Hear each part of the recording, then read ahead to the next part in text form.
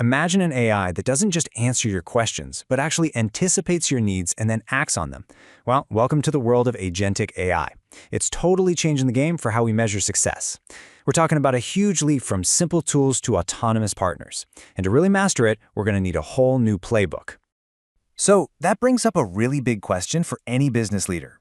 I mean, if you've got an AI that can understand a goal, cook up a plan, and then do it, how on earth do you measure if it's doing a good job?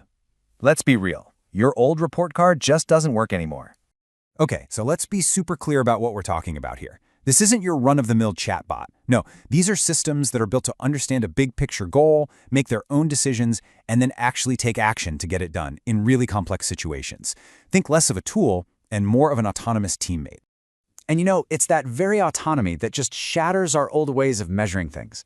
We're shifting from a world where we could just check if the input led to the right output to a world where these AIs are doing complex, unpredictable stuff. And that's exactly why we need a new playbook. For the longest time, we judged AI on one simple thing: accuracy. Did it get the answer right, yes or no? Super simple. But with agentic AI, oh man, that is just the tiniest tip of the iceberg. We've got to look deeper. We have to measure how well it understood what we wanted, the quality of its reasoning for how it got there, and maybe most importantly, what was the actual impact on the business? Okay, so how do we actually solve this problem? Well, the answer seems to be this really powerful new framework, and it's built on something called the 3 performance pillars. This gives us a clear, structured way to evaluate these incredibly complex systems. And here they are. First up, we've got intent understanding, which we'll call IQ. Second, decision intelligence, or DQ. And third, outcome success, or OQ. You can think of it like this: did it get what I wanted? Did it make the right moves? And did it actually deliver the goods? All right, pillar number 1, intent understanding, or IQ. This is all about that crucial first step. Did the AI really get what I was asking for? I'm not just talking about the keywords I typed in, but my actual underlying goal. Everything else really depends on this. Okay, next up is decision intelligence, or DQ. So once the AI understands the goal, the next question is, did it pick the smartest way to get there? Did it pick the right workflow? Did it follow all the company rules? Did it make logical choices? This is really where we're measuring the quality of its thinking. And finally, we get to the one that, let's be honest, matters most to the bottom line: outcome success, or OQ. After all that smart thinking and planning, did the business actually see a real benefit? This is where the rubber meets the road. I mean, did things like resolution rates go up? Did customer effort scores go down? This is what connects the AI's work directly to real, tangible business value. Okay, this table here kind of pulls it all together. So for IQ, you'll see we're not just looking at basic accuracy. We're also looking at disambiguation, which is just a fancy way of saying, is the AI smart enough to ask for clarification when a request is kind of vague? Then for DQ, it's all about choosing the right workflow and, really importantly, sticking to the rules. And for OQ, we're tracking those hard business numbers, things like resolution rates and customer effort scores. Basically, this is the new comprehensive scorecard for AI performance. So that's the framework in theory, but what does it actually look like when you apply it in the real world? Let's dive into some really interesting case studies and see how this stuff is already changing entire industries. All right, first up, the world of finance and accounting.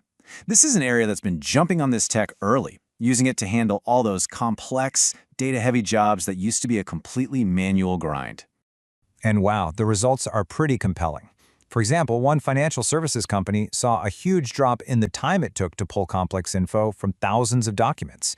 This is just a perfect example of how agentic AI isn't about replacing people, it's about empowering them. It frees them up from the tedious stuff so they can focus on big-picture strategy. But it's not just finance, of course. The retail and e-commerce world is also seeing a massive shakeup, especially when you think about how quickly they have to respond to changes in the market. Just take a look at this number. In some pilot regions, they use an agentic AI for dynamic pricing, and e-commerce sales shot up by an incredible 22%. I mean, that is a textbook example of a high OQ, right? High outcome success. So how did he do it? Well, it was autonomously analyzing competitor prices, inventory levels, even local demand, and making thousands of little price adjustments every single day. And look, this kind of transformation is happening all over the place. In healthcare, you've got these agents speeding up clinical trials by matching the right patients to the right studies. In supply chain and logistics, they're dynamically rerouting trucks based on live traffic and weather. The potential here is it's absolutely enormous. So all of these examples really point to a huge shift in our mindset. We have to stop just asking, was the AI accurate, and start asking a much deeper question. What does good performance even mean in this new world? This slide here really makes the difference crystal clear. On the left, that's the old way, just a narrow focus on accuracy and precision. And on the right, you've got the new way, a much broader focus on things like overall efficiency and how well it can adapt to changing business needs. You see, old metrics could become totally useless as the job changed. But this new framework, it's actually designed to evolve with you. And something really important that the sources point out is that this new approach is also trying to build in checks for things like fairness and bias, stuff that older systems might have totally missed. Now, look, this is not some kind of magic bullet. Rolling out this new generation of AI brings some pretty big challenges that we have to tackle head on. That classic garbage in, garbage out problem with data, well, it becomes even more critical now. We have to be careful not to over-automate without a human in the loop. We've got to figure out how to integrate with all the old systems.